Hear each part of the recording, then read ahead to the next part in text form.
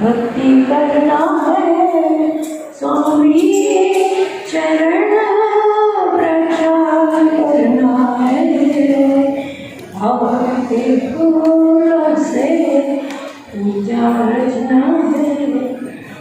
भोला भला नारा है बालक जैसा वेश, अंतर्भाग जिनके परिग्रह का निर्देश। एक रत्न का गहना पहना है, आलस तुम्हारी पूजा रचना है। तुम विद्या सागर मनमंडित के राज, ये बन के धर्म दिवाकर पापों का कर देना। अभी ले लेंगे, वीडियो बना दे रहा ना, आगे जाके ले लो तो। अभी माता जी के प्रवचन के बाद ले लेंगे। पूजा करना देवादी देवी की जय से जन्नत में भगवान जी। दीक्षा सम्राट आचार्य गुरुवर श्री विद्यासागर जी महामंडल श्री कुंडलपुर के बड़े बाबा जी के और ज्येष्ठ विका श्री गुरुमती माता जी की समस्त मनी संघ की परम गणपति माता जी की वर्धनी आरिका संघ की। वैसे तो यह जिंदगी बहुत खूबसूरत है, वैसे तो यह जिंदगी बहुत खूबसूरत है, पर इसे जरा ठीक से समझने की जरूरत है। इसे नहीं समझे तो शैतान का घर है, और समझ गए तो भगवान का घर है। जिन्होंने अपनी जिंदगी को समझ लिया, जिंदगी के वास्तविक तथ्य को समझ लिया, और अपने जीवन में जिन्होंने पथ का आचरण किया, वात्सल्य भाव से सरोभार रहे, संस्कारित जीवन को जिया, धवलोच्छेद उद्देश्य बनाया, आप प्रभु की अर्चना की, पंच समितियों का पालन किया, अपने स्वभाव की आराधना की और इंद्रिय विजेता बने। ऐसे आचार्य गुरुवर स्वस्थ रहे और अपने आत्मचिंतन मनन में लीन रहते हैं। ऐसे गुरुदेव के चरणों में हम सभी यहीं से अपना नमन नमोस्तु प्रेषित करते हैं। हे गुरुवर नमोस्तु नमोस्तु नमोस्तु। प्रसंग आज की कुंडलपुर में दीक्षाएं हुई थी।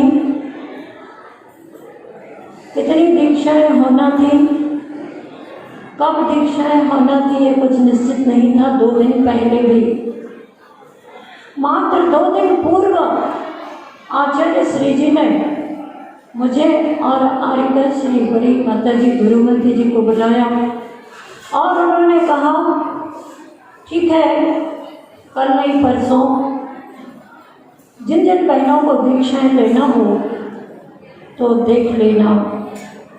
अब फिर मुझे क्या देखना था, सभी बड़ी प्रतीक्षा में थी, सभी बहनें कि हमें दीक्षा लेना है, दीक्षा लेना है, कब आचार्य श्री जी मन बनाएंगे और हमें दीक्षा प्रदान करेंगे।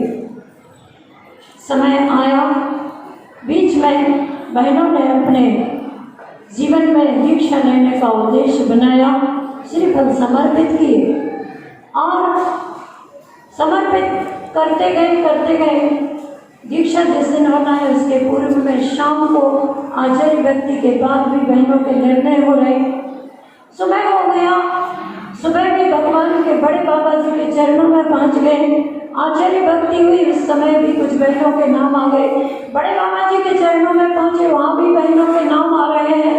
आचार्य श्री जी ऊपर से नीचे आए, आहार को जा रहे हैं, उसके पहले भी बहनों के नाम निश्चित होते जा रहे हैं। यहाँ तक कि जब आचार्य श्री जी आहार को गए, आहार हुए, उस समय भी कुछ बहनें पहुंची कि हमें भी दीक्षा लेना है। और यहाँ तक कि आहार पूरा हो गया, 2 बजे दीक्षा का कार्यक्रम शुरू होना है और यहाँ 12 बजे तक बहनों के नाम आते चले जा रहे हैं। परम कृपालु आचार्य श्री जी दीक्षा सम्राट, जिन्होंने सबके आत्म कल्याण की भावना का उद्देश्य बनाया और उन्होंने सबको उनकी भावना के अनुरूप आशीर्वाद दे दिया। चलते चलते जब मैं आहार करके आ रही थी तो आरिका आदर्शमती माता जी आचार्य श्री जी के पास से आ रही थी। रास्ते में मुझे नहीं मिली, वो आ रही थी, मैं गुरु जी के पास जा रही थी, वो गुरु जी के पास से आई थी। तो उन्होंने कहा, माता जी आपको आज के दीक्षा कार्यक्रम का संचालन करना है। सुबह बड़े बाबा जी के पास के मुनि महाराज ने मुझे एक स्लिप लिख करके दी थी कि आचार्य श्री जी से पूछ लो कि आज का संचालन किसको करना है। तब आचार्य श्री जी को वो स्लिप भेज दी मैंने। आचार्य श्री जी ने पढ़ ली और कुछ नहीं कहा। आरिका आदर्शमती माता जी से कहा कि जाओ उसको दृढ़मती को कह देना कि आज के कार्यक्रम का उसको संचालन करना। मुझे जब रास्ते में बताया तब मैं आचार्य श्री जी के पास गई। मैंने सोचा कि ऐसा कैसे, कोई भी कार्यक्रम नहीं मालूम मुझे। पहले एक बार नरसिंहपुर में जो आरिका दीक्षाएं हुई थी उस समय भी संचालन करने का समय दिया था आचार्य श्री जी ने।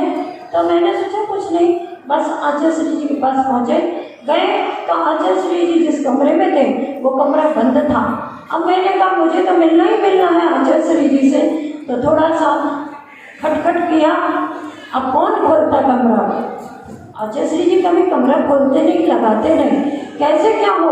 तो अंदर मुनि श्री प्रसाद सागर महाराज जी थे। उन्होंने दरवाज़ा मतलब थोड़ा सा संकेत किया और दरवाज़ा खुला और खुलने के उपरांत मैं आचार्य श्री जी के पास गई। मैंने कहा आचार्य श्री जी बहनों की कितनी संख्या हो गई है मुझे नहीं मालूम अभी तक। तो आचार्य श्री जी बोले आप लोग देख लो, जो जो बहनों के आशीर्वाद ले ले करके गई है वो आप लोगों के पास आ जाएगी और आप निश्चित कर लेना।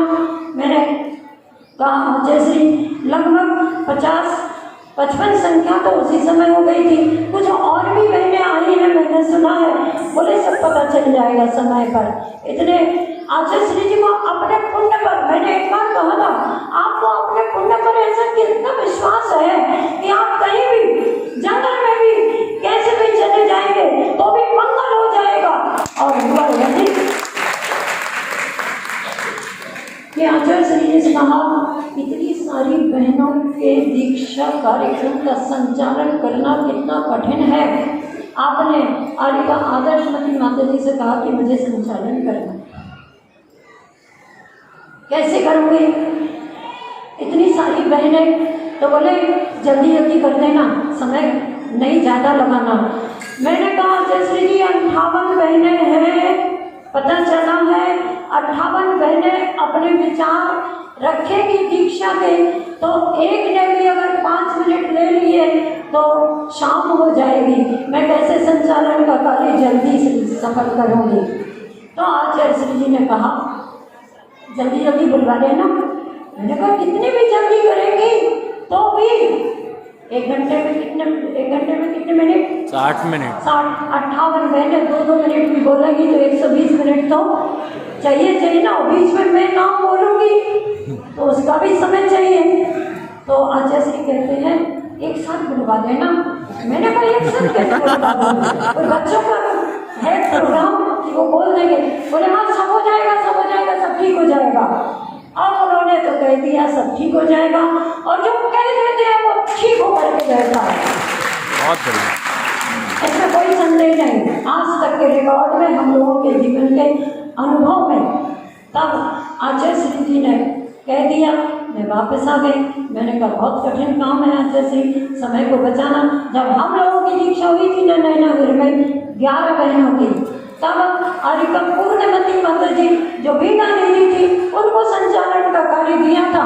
तब आचार्य श्री जी को बीच बीच में बात कहना पड़ा, अरे समय इतना नहीं लगाओ, इतना समय मत खराब करो, इतना समय मत करो, मुझे दीक्षा का समय निकला जा रहा है। तब मैंने सोचा अब क्या करूँगी, कैसे करूँगी, मुझे कुछ समझ में नहीं आया। और पहले से भी कुछ नहीं कहा, उस कार्यक्रम का क्रम क्या है ये भी कुछ नहीं पता। कोई बात नहीं, गुरु जी के सामने है, जो गलती बन पड़ेगी वो सुधार देंगे। ये तो निश्चित बात है। आचार्य श्री जी मंच पर पहले पहुंच गए, हम लोग बाद में पहुंचे। सामायिक में बैठे तो अब गिनती कर रहे कितनी बहनें हो गई, कितनी बहनें हो गई। वहाँ से बड़ी माता जी के पास से बहनें आती जा रही कि जाओ वहाँ नाम लिखवा दो, नाम लिखवा दो। मैं तो बैठ गई चतुर्दिक वंदना करके, आज मेरी यही सामायिक है, मैं क्या करूँ। सामने कॉपी पेन रख दिया, जो बहनें आए अपना अपना नाम लिखते जाओ। मंच पर पहुँचे, वहाँ पर कार्यक्रम शुरू होने वाला था। इसके पहले ही संचालन का काम जब शुरू किया तो आचार्य श्री को स्वयं को चिंता हो गई, मेरी चिंता, गुरु जी की चिंता। अब कौन खत्म करे चिंता को, गुरु जी जाने अपनी चिंता को खत्म करें। तो उन्होंने एक स्लिप लिख करके भेजी और कहा कि शुरू में नहीं कहा, शुरू में 8-10 बहनें तो अपने विचार, 11 बहनों ने अपने विचार जितना समय जैसा लेना था वो अपने रखती चली गई। अब 11 बहनों के होने के उपरांत जब समय आगे बढ़ गया तो आचार्य श्री जी को चिंता हुई, मेरे को भी चिंता थी, उनकी चिंता से मेरी चिंता, मेरी चिंता से उनकी चिंता। उन्होंने अपनी चिंता को दूर किया और स्लिप में लिख करके भेजा, ओम नमः सबको क्षमा, सबसे क्षमा, हे गुरुवर आर्य का व्रत दे करके प्रदान करके मुझे अनुग्रहित कीजिए।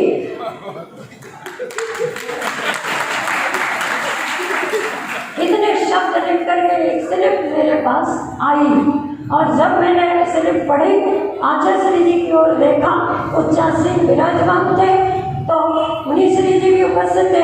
तो आचार्य श्री जी ने इशारे से कह दिया बस इतना ही। अभी इतना भी अगर शेष रही, कितनी बहनें, 47 बहनें है ना, वो अगर इतना भी बोलेंगी तो कैसे, तो बोले एक साथ लगवा दो। मैंने कहा कैसे, फिर मैंने वही दिमाग लगाया, मैंने 5-5, 10-10 बहनों को बुलाया और उनको मंच से कह दिया, आपको गुरु जी का आदेश है, ओम नमः सबको क्षमा, सबसे क्षमा, हे गुरुवर आप आर्य का व्रत प्रदान करके अनुग्रहित करें। इतना बस बोलना है। सभी बहनों के विचार उद्गार गुरु आज्ञा में निराश नहीं हुई, निराश नहीं हुई। विचारों से क्या मतलब था, उन्हें तो दीक्षा लेने से मतलब था।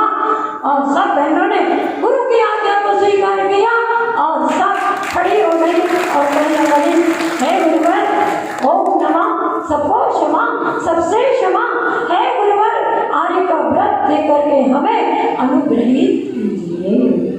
8-8, 10-10 बहनें एक साथ आई, जैसे बच्चों के कार्यक्रम होते हैं ना, एक साथ बोलते हैं, उसी तरह से वह कार्यक्रम सानिध्य संपन्न होने लग गया। और इसके बाद में कैसे कैसे दीक्षाएं हुई, कैसे कैसे नाम के प्रति किस किस के भाव हुए। इन लोगों ने अपने नाम परिवर्तन की सोची, लेकिन एक माता जी का नाम जरूर परिवर्तन हुआ था। एक का नाम रखा गया था कोमलवती माता जी। आदर्शवती माता जी के संग में उनको रखा गया था। तो आदर्शवती जी के पिताजी का घर में नाम था, वह गृहस्थ अवस्था में नाम था कोमल चंद जी। तो माता जी ने कहा, आचार्य श्री जी इनका कोमलवती नाम तो बदल नहीं दो। क्यों बदल दो, क्योंकि मैं कोमलवती कैसे कहूँगी, पिताजी का नाम कोमल था। ऐसे बहुत सारी चर्चाएं हुई। प्रातःकालीन आचार्य श्री जी का आचार्य परिक्रमा महोत्सव हुआ, सब ने वह महोत्सव किया।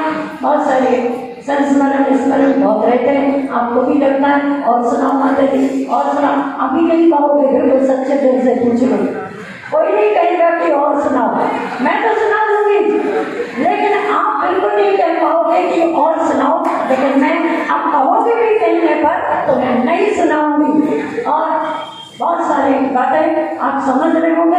58 बहनों की दीक्षा 2 दिन के अंतर में सारी व्यवस्थाएं बनती गई और आचार्य श्री जी को कभी किसी व्यवस्था की जरूरत नहीं होती। सागर से पटना वाले कौन, गुलाब चंद जी नैनागढ़ में एक बार मंच से बोल गए कि आचार्य श्री जी के संग की चातुर्मास की व्यवस्था। अब देख लो, आचार्य श्री जी ने जैसे ही व्यवस्था शब्द सुना, उन्होंने बुलाया उनको और कहते कहते हैं क्यों व्यवस्था की बात करते हो? तो बोले हाँ आचार्य श्री क्या हो गया, चातुर्मास संघ की व्यवस्था तो होती है। तो कहते नहीं, संघ की व्यवस्था नहीं होती, संघ की सेवा होती है। और इस व्यवस्था शब्द को उन्होंने अलग बनवाया और सेवा शब्द का एक बार पिछी का परिवर्तन का संचालन करने को दिया आचार्य श्री जी ने मुझे पपौरा जी में, तब वहाँ मैंने कह दिया अब आचार्य श्री जी को पिछी का भेंट करेगी हमारी बड़ी दीदी सुमन दीदी जी। तो आचार्य श्री जी के पास माइक था चालू, वही तुरंत कहते हैं भेंट मत कहना। अभी हम भी ब्रह्मचारी जी को इशारा कर रहे थे, जिनवाणी भेंट मत कहो। तो उन्होंने कहा, मैंने कहा क्या कहूँ, मैं तो मंच पर ही खड़ी थी, मैंने कहा क्या कहूँ। तो आचार्य श्री बोले भेंट राजाओं की होती है, राजाओं के लिए होती है, यहाँ पर उपकरण भेंट नहीं किए जाते, उपकरण प्रदान किए जाते हैं, इसलिए क्या बोलो प्रदान कर रहे हो।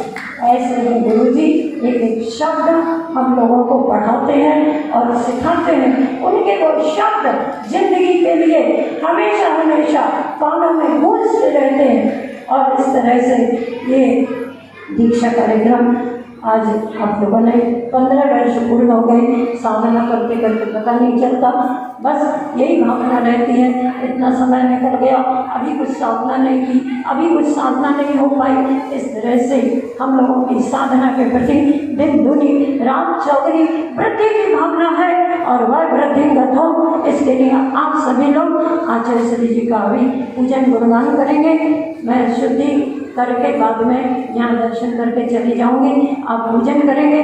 अब आप विधान तो पूर्ण हो गया, अभी सुबह ऐसा कहा गया था 120 अर्घ और चढ़ना, अब बिल्कुल भी चिंता में मत रहना, अब 120 अर्घ नहीं चढ़ना। और 1008 अर्घ भी उस पुस्तक में लिखे गए हैं, लेकिन चूंकि 4-5 दिन में आपको ये विधान पूर्ण करना था, इसलिए मैंने कह दिया था कि अब 1008 अगर अर्घ नहीं भी चढ़ाओ कोई बात नहीं, लेकिन एक केवली भगवान की, एक तीर्थंकर भगवान की अपन उसके रूप प्रतीक के रूप में कल पूजन करेंगे। भगवान महावीर स्वामी की या चंद्र प्रभु भगवान की जिनकी भी करना हो कल कर लेना।